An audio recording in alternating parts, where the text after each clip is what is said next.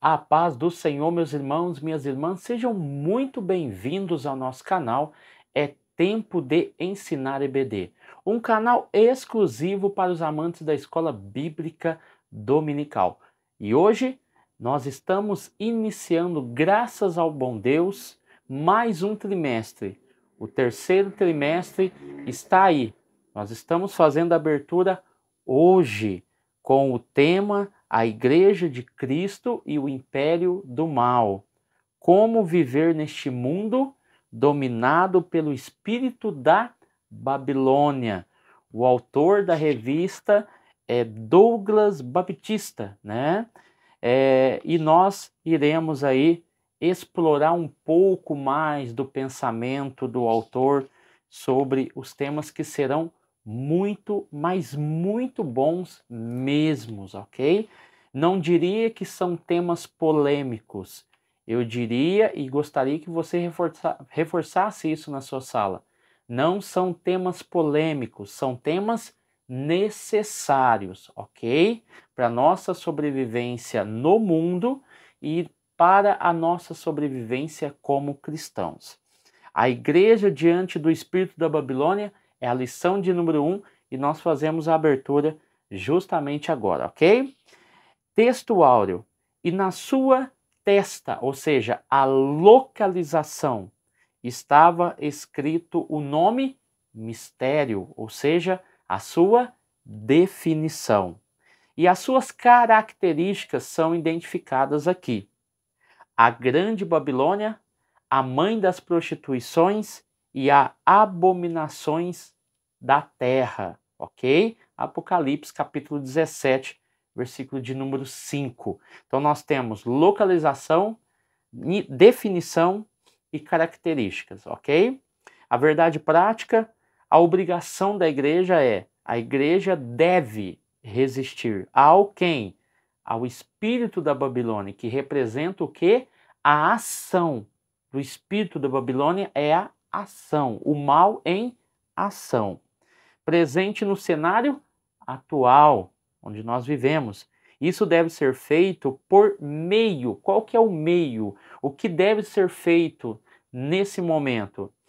O compromisso inegociável, ou seja, não tem acordo com a autoridade, que no caso aqui ela é suprema. Quando nós estamos falando de autoridade, ela não está subjugada pela igreja, ela não está subjugada pelo pastor, ela não está subjugada por nenhum professor.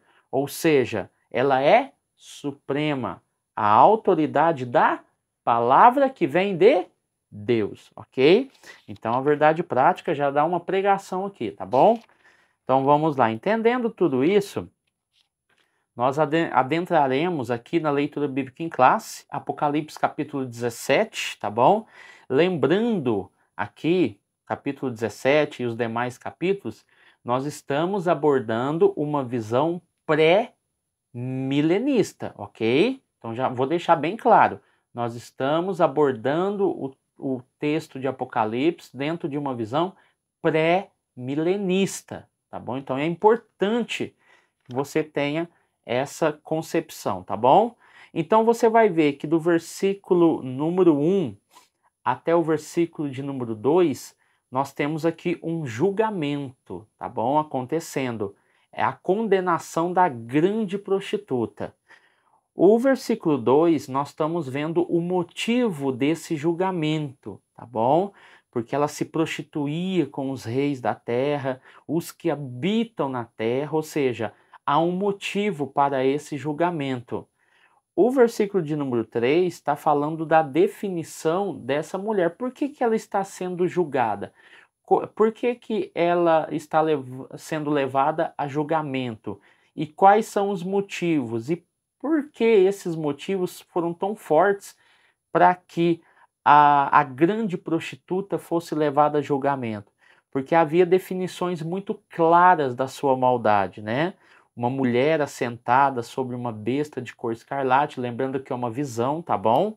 E o versículo de número 4, como houve a definição, no versículo de número 4 nós temos o quão ela era atraente e o quão ela era sedutora, porque o versículo 4 vai falar dos seus vestidos, né? Dos seus adornos, das suas pedras preciosas, do cálice de ouro que ela tinha na sua mão. Então, são características, ou seja, ela era algo atraente, algo que era muito sedutor aos olhos e aos desejos humanos, tá bom? O versículo 5 é o versículo que nós acabamos de ler no texto áureo, e o versículo de número 6, na verdade, ele está falando sobre a sua verdadeira face. Então, nós falamos sobre o julgamento, o motivo do julgamento, a sua definição, depois nós falamos sobre a questão da sedução, e agora nós estamos mostrando no versículo 6, o próprio autor mostra quais foram os motivos, ou seja, a sua verdadeira face, tá? Ela se embriagava com o sangue dos santos, o sangue das testemunhas de Jesus. Então aqui nós vamos ver essa visão pré-milenista da grande prostituta e o significado, o que ela tem de significado para nós aqui hoje, tá bom? Então nós estamos diante de uma grande organização, tá? E essa organização está em oposição, né? E ela se desenvolve em escalas. Quais são as escalas? As escalas religiosas, políticas e econômicas e também cultural, tá bom? Então cabe à igreja usar das armas que lhe são oferecidas para lutar contra esse sistema. Então nós estamos dentro de um contexto de muita opressão, tá bom? Então, algumas perguntas podem ser levantadas, como por exemplo, se os alunos se sentem livres em falar que Jesus é o único caminho, né? Faça esse questionário dentro da sala. Eles se sentem livres em expressar os seus pensamentos concernente à sua fé, né? Então, assim, são características que mostram que nós não somos tão livres como nós pensamos, e nós vamos falar um pouco sobre isso. Dentro da introdução do nosso texto, o autor vai falar que essa é uma revelação de Jesus Cristo, Apocalipse capítulo 1, versículo de número 1, né, que fala que os acontecimentos que em breve devem realizar-se ou acontecer-se, né? Então, capítulo 1, versículo 1. Então, esse texto tem uma natureza escatológica. O próprio autor diz aqui que o livro não é fácil interpretar o livro de Apocalipse. Eu tenho uma teologia mais conservadora, uma teologia liberal, né, uma teologia pentecostal. Então, assim, é uma dificuldade. Tem livros que tem coletâneas que, na verdade, nem aborda o livro de Apocalipse. Então, para você ver a dificuldade que é, tá bom? Mas aqui nós não pretendemos identificar a Babilônia literal, porque se você pega lá do capítulo 17 até o capítulo 21, nós vamos ver que há separações entre a Babilônia literal, tá, e a Babilônia espiritual. Então, o foco da lição não é se debruçar para identificar essa Babilônia literal, mas extrair as suas características, tá bom? E também não tem como tema da nossa lição listar os eventos da grande tribulação, que é citado lá no terceiro tópico. Nosso objetivo é alertar a igreja acerca dos aspectos gerais do quê? Do espírito da Babilônia, presente no cenário global em que vivemos, tá bom? Então, não se envolva em debates que não vão trazer frutos, ok? Não se envolva em momentos de debates que saiam fora do corpo da lição da revista, ok? Então vamos lá. Babilônia e seus significados. Antes de nós entendermos isso, se você for lá para a página de número 7, você vai ver que tem um auxílio bibliográfico, teológico, na verdade. Você vai ver que lá o autor especificou certinho a sequência que você pode estudar aí na sua casa. Capítulo 17 começa apresentando uma série de visões, né? Que revelam 3 quedas, tá bom? E você vai ver que no capítulo 18, o próprio autor deixa claro aqui que nós somos informados quanto aos detalhes da queda, que já foram mencionados no capítulo 14 e 16. Quando você pula para o capítulo 19, que é a sequência do 18, é a celebração da sua queda e um hino de louvor é cantado.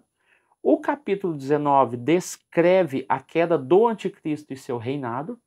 O capítulo 20 mostra a queda e o julgamento final de Satanás de todos os que o seguem.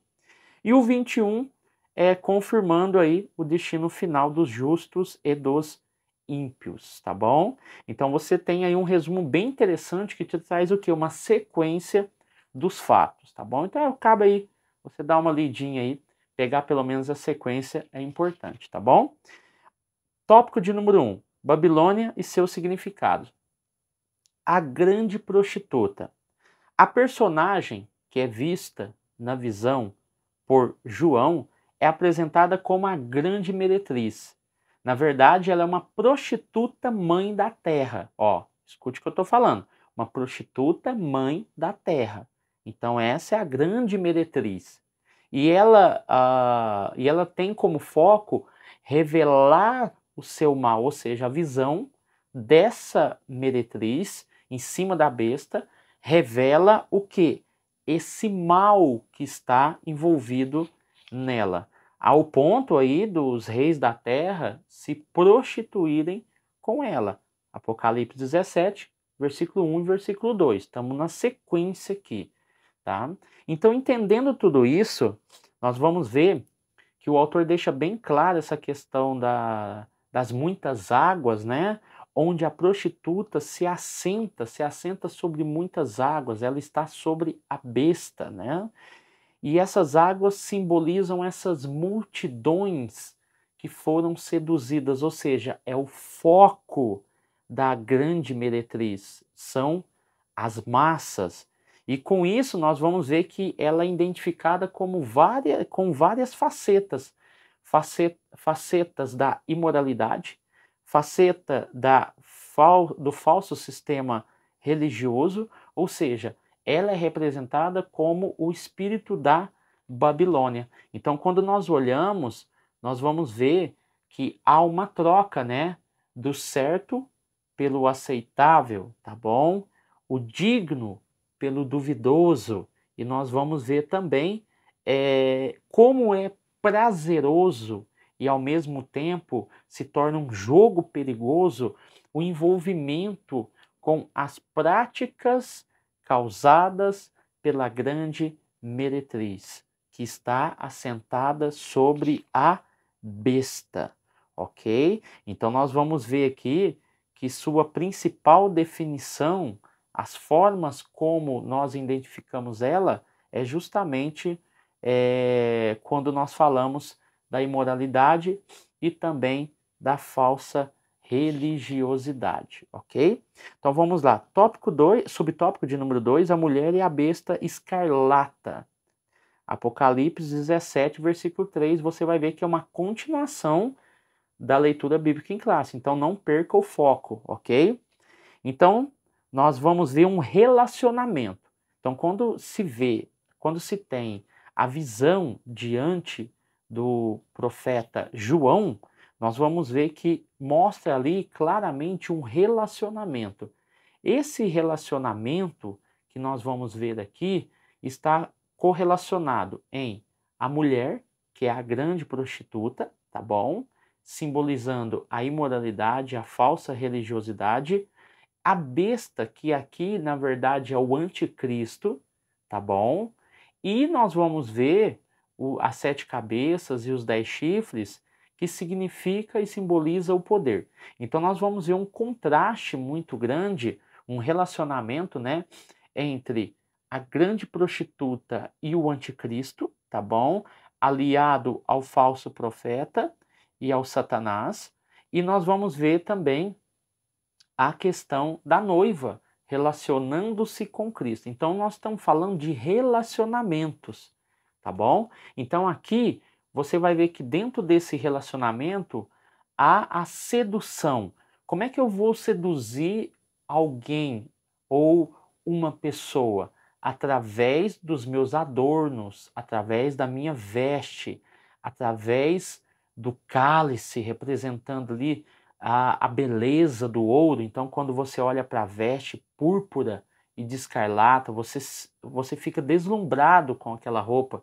Quando você olha os adornos dela com as pedras preciosas, as pérolas, os ouros no seu corpo, você fica encantado com todo aquele luxo que é apresentado para você.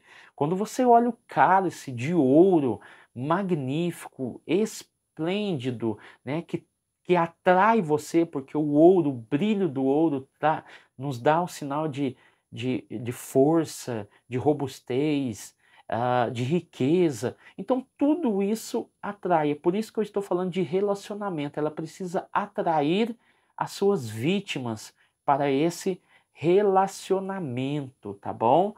Então, é com esses atributos que a grande prostituta quer seduzir as muitas águas, que no caso ali são os povos. Aí você vai ver isso no capítulo 17, versículo 4 de Apocalipse. Então, quando nós olhamos para isso, para a Bíblia em si, nós vamos ver que há mais de 100 passagens que revelam a sua origem, a sua nacionalidade, tá bom? O seu caráter, tá bom? Também a sua carreira e a sua conquista global, que é o principal foco. E em 1 João, capítulo 2, versículo 22, descreve também os vários anticristos, tá bom? Então, quando nós falamos do anticristo, nós estamos falando de uma pessoa, mas também de um sistema. Mas João define que existe vários anticristos, que são mestres, são pessoas que negam a fé, que conhecem o evangelho, enfim, são aqueles que são anticristo. Então eu tenho o anticristo, pessoa personificada, eu tenho o anticristo, governo, tá bom? Sistema, e eu tenho anticristos, que são pessoas que negam a Cristo, tá bom? Então aí você tem uma base bem interessante para falar um pouco sobre essa questão. O autor falou aqui, ele deixou muito bem claro, muito mastigadinho, a questão da fera ao qual a mulher está sentada, obviamente, trata-se do anticristo, e ele profere, né, na verdade, palavras de blasfêmia e repulsa. Repulsa contra o senhorio de Cristo, porque é ele que quer dominar. E sobre as suas 7 cabeças e 10 chifres, simbolizam aí os poderes do mundo e sua força política. Apocalipse, capítulo de número 17.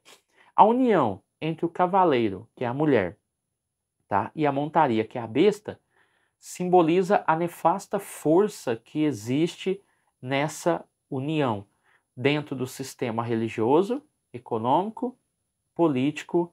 No caso aqui estamos falando desse espírito da Babilônia.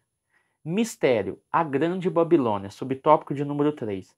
Nós vamos ver aqui que mistério, né, a grande Babilônia, capítulo 17, versículo de número 5, o termo, né, Babilônia, não é meramente geográfico.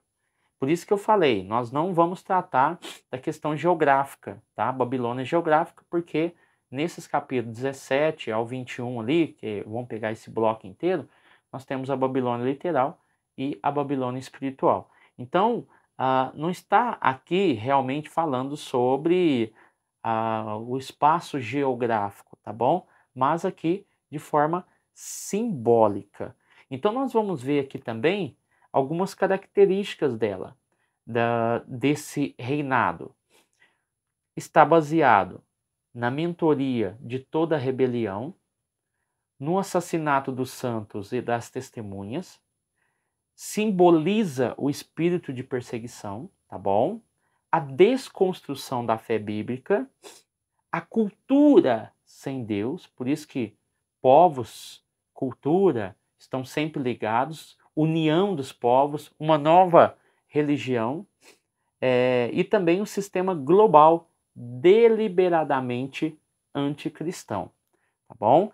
Então olha para você ver que interessante, para e pensa, ó. Satanás, ele tenta unir os povos, essa é a ideia geral do governo do anticristo, unir os povos, tá bom? através de um sistema religioso, de um sistema político, de um sistema social. Essa é a ideia, tá? E principalmente um sistema econômico que une os povos, tá? O dólar, por exemplo, ele é uma moeda que une várias nações, tá bom? Então isso é uma ideia, como você vê a ideia da união. Então, Satanás tenta unir os povos, assim como ele tentou unir com Nimrod. Olha para você ver a comparação que eu vou fazer, muito interessante, que eu peguei aí dos nossos livros aqui de estudo. Satanás tenta unir os povos através de Nimrod, tá bom? Aí o que Deus faz? Deus decreta a divisão das fronteiras, para que não haja um governo global. Porque ele queria governar os povos do período pós-diluvianos, tá bom? E com isso estabeleceu uma nova religião, as estrelas, tá bom? Que esses zigurates que ele queria construir é para adorar as constelações. Então você vai ver aí que ele tenta unir os povos para unir a economia, a cultura, a religião. Então você vai ver que ele tenta fazer isso. Aí Deus causa o quê? A divisão de línguas e fronteiras. Satanás deseja reunir novamente os povos diante de um único governo. Novamente, ele tenta reportar a essa antiga Babilônia. Por isso que a Babilônia de Nimrod e a Babilônia atual, que é essa ao qual está voltando novamente, as mesmas características da Babilônia antiga, elas são paralelas, a de Nimrod e a do Anticristo, porque os dois têm o principal foco, unir as nações em prol de uma religião, em prol de uma cultura, em prol de um fator econômico e político. Então você vai ver que Satanás tenta trazer o homem de volta à Babilônia, que é a Babilônia de Nimrod, de volta a esse conceito. Aí você fala assim, não, irmão Adriano, mas parece que não tem muito a ver, né? Porque quando você pega lá Gênesis capítulo 11, a Torre de Babel, aí aparece Nimrod, os zigurates, né? A religião, né, que existia, estavam tentando implantar, você vai ver que tem tudo a ver e como isso tem sequência. Por exemplo, na Babilônia, existia a adoração a mãe e filho, né? Então essa adoração mãe e filho, ela é muito forte. Então isso se virou Semiramis, que gerou Tammuz, né, lá na Babilônia. Olha para você ver como a religião saiu da Babilônia até os dias atuais. Na Síria, Semiramis já não é mais esse nome, é Istar. Aí ela gerou Tammuz, que é o mesmo que Semiramis gerou na Babilônia. Depois, Babilônia, Assíria, vem Fenícia. Aí o nome é trocado. Aí no caso já é Astarote, que gerou Baal. Aí quando chega no Egito, já não é Astarote, já é Ísis, que gerou Osíris ou Horus, ok? Aí depois na Grécia já não chama mais Ísis, já chama Afrodite, que gerou Eros. Quando você chega em Roma, já não é mais Afrodite, é Vênus, Vênus que gerou Cupido. Então, quando nós olhamos esse sistema religioso, é por isso que o autor diz aqui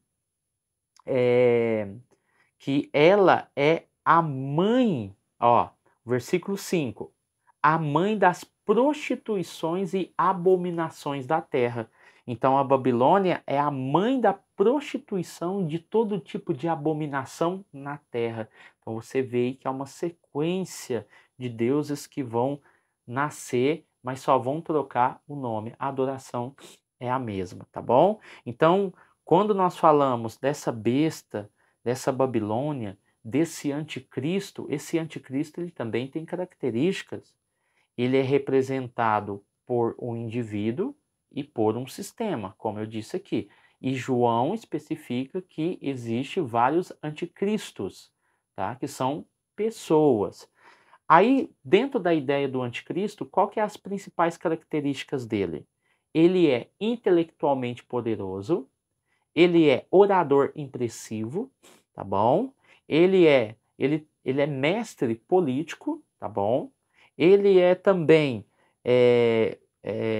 comercialmente habilidoso, então, para mexer com o comércio. É um gênio militar, tá bom? Um perito administrador e um experto em religião. Embora, quando nós falamos da palavra anticristo, ela só aparece em 1 João, capítulo 2, versículo 18, o versículo 22, depois você vai lá para o capítulo 4, versículo 3. Depois é citada essa palavra em 2 João, versículo de número 7. Então você vai ver que existem características do anticristo, existem características e funções, existem características e funções dessa grande prostituta, que é essa Babilônia, tá bom? E então, e da besta também, que está no cenário escatológico. Então você vai ver que há elementos aí que mostram o quanto esse sistema é maldoso, é cruel e é terrível, tá bom? O tópico de número 2, o espírito da Babilônia. Quando nós falamos do espírito da Babilônia, nós estamos relacionando ele à ideia de rejeitar, negligenciar ou negar e questionar. O que ele questiona? O que ele rejeita? O que é que ele nega? Ele nega a verdade sobre Jesus Cristo. Tanto é que lá na frente ele vai se assentar e vai governar Israel como Messias e o povo judeu vai acreditar nele. Então você vai ver que nós estamos olhando tudo isso dentro do aspecto da cultura, a cultura do ser humano, tá bom? E nós vamos falar um pouco sobre isso daqui. Então, a cultura envolve todos os elementos indispensáveis para a sobrevivência. O que aquela comunidade gosta, o que aquela comunidade serve, qual é a religião, quais são as características desse povo, enfim. Então, nós vamos ver que aqui, Apocalipse 17, versículo de número 2, nós estamos falando dessa grande amante. Olha para você ver a correlação, ó. Nós estamos falando da grande prostituta, tá bom? E ela, na verdade, é uma amante. Quem se relaciona com ela é amante. Na verdade, esses povos, que são as muitas águas, que ela deseja seduzir, esse povo, na verdade, deveria estar esperando a noiva do cordeiro, tá bom? Então, aí o que eles fazem? Eles traem a noiva com a prostituta, que é esse sistema pecaminoso. Olha para você ver que correlação mais importante e significativa para nós.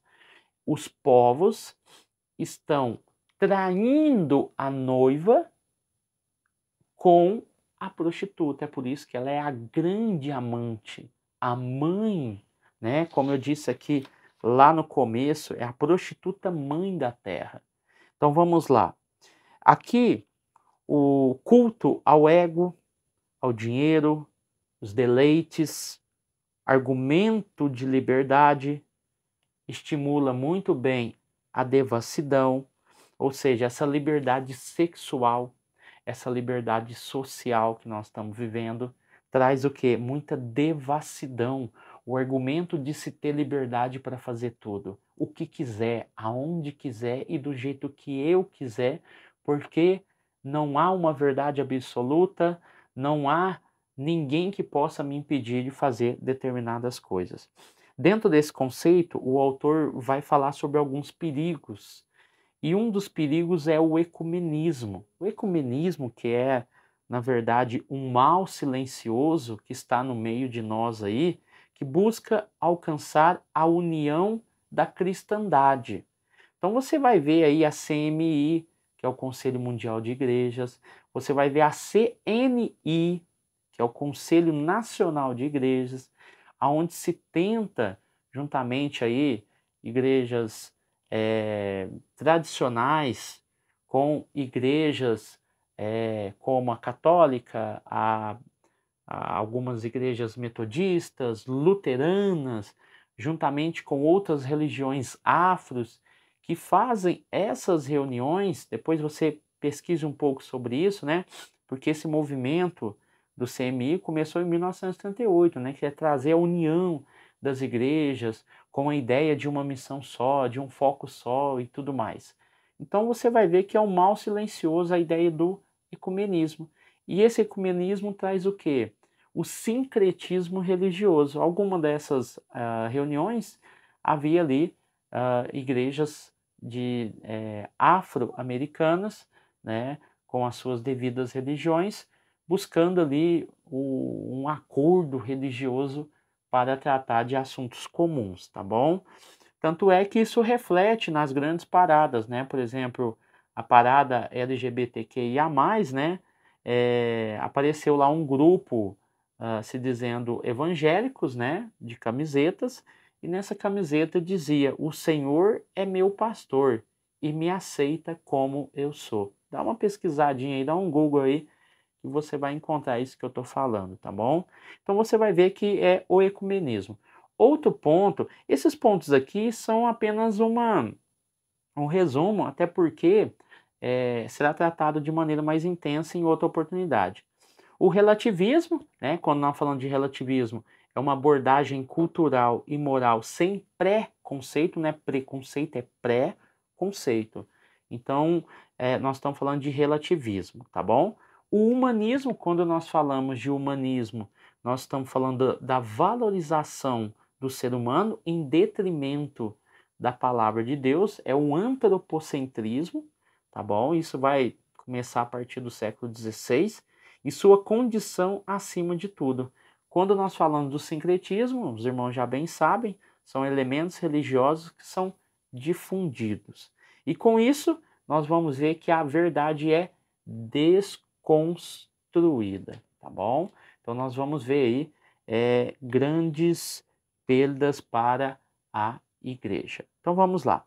No sistema político e cultural, tá bom? Que é o subtópico de número 2, nós vamos ver as pautas progressistas. São as inversões de valores que são impostas. Ó, apologia ao aborto, nós vamos falar em outras lições, a ideologia de gênero, tá bom? A legalização das drogas, a descriminalização das drogas, tá bom? O desencarceramento de presos é uma das pautas, tá bom? E nós vamos ver, né, a legalização da prostituição, das drogas, e com isso, essas pautas progressistas, elas tomam muito corpo e elas tomam muita liberdade na mídia, nas redes sociais, assim como no YouTube aqui, na televisão principalmente, você já conhece o canal de televisão que faz isso, tá bom? E não adianta a gente negar, a gente que é cristão, falar que não é porque são apoiadores dessas pautas progressistas. E tem muita gente aí se deleitando com os programas que são investidos ali nessa grande emissora. E com isso, há o patrulhamento ideológico, ou seja, os famosos cancelamentos. Cancela que o YouTube cancela canal tal, o Instagram e outros meios de comunicação, a rádio, TV, eles te cancelam, eles acabam com a sua vida, acabam com a sua vida política, acabam com a sua vida social, acabam com a sua vida financeira, eles destroem tudo. São cupins que destroem uma casa, ok? Então tome muito cuidado com isso. Isso é algo que já existe. Eu lembro que há muito tempo na escola dominical eu já falava disso daí, dessa questão do patrulhamento, essa questão aí da ideologia, das ideologias que são impostas pelas pautas progressistas, o perigo que a América Latina está enfrentando. Então, assim, são questões que os cristãos têm que parar, analisar e começar a enfrentar de frente, ok? Senão, lá na frente, nós vamos realmente virar um grande país socialista ou um país comunista. Isso pode ter certeza que isso vai desaguar em cima de nós, tá bom? Porque nós pregamos contra todo tipo de imoralidade e nós seremos perseguidos. E não adianta depois abrir grupos de oração, o pastor chamar para orar e vamos orar pelo. Isso se decide com questões políticas. Se nós não envolvemos com a política, se nós não envolvemos com a mudança da sociedade, se nós não temos responsabilidade social e civil, como é que depois nós vamos querer consertar? Temos o voto, temos tanta coisa que nós podemos fazer. O que nós temos que pedir é orientação a Deus. Senhor, o que eu vou fazer? Para quem que eu vou votar? Esse é de esquerda, esse é de direita. Esse defende o aborto, esse não defende. Esse defende isso, esse defende aquilo. Esse defende o uso das drogas, esse daqui não defende. Então, é questão de lógica. Nós somos muito inteligentes. Nós tínhamos 50 milhões de evangélicos e nós não conseguimos definir um líder. E o que se foi escolhido? Um líder que justamente joga contra os ideais. Como é que ele joga contra? Com as suas bases aliadas, que são comunistas, tá bom? São socialistas e os seus ideais lutam contra o conservadorismo no Brasil, ok? Então, o politicamente correto cancelaram até humoristas, tá bom? Que nem é do meio evangélico, e outras coisas que estão encaixadas aí no politicamente correto. E você pode ser pego por isso, tá bom? A nova cultura, que no caso é a contracultura, o movimento contracultura é aquele movimento que se desgruda do conservadorismo. Aí surgem os grupos LGBTQIA+, surgem os grupos feministas, tá? E várias outras alas desse grupo que estão contribuindo com as pautas progressistas, tá bom?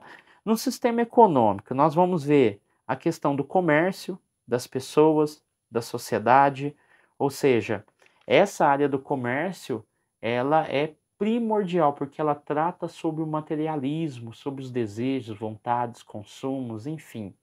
E os que controlam a economia impõem embargos, tributos e multas em desfavor do cidadão impotente, ok? Então nós temos aqui elementos fundamentados na Bíblia que mostram o quanto esse sistema é pecaminoso e perigoso.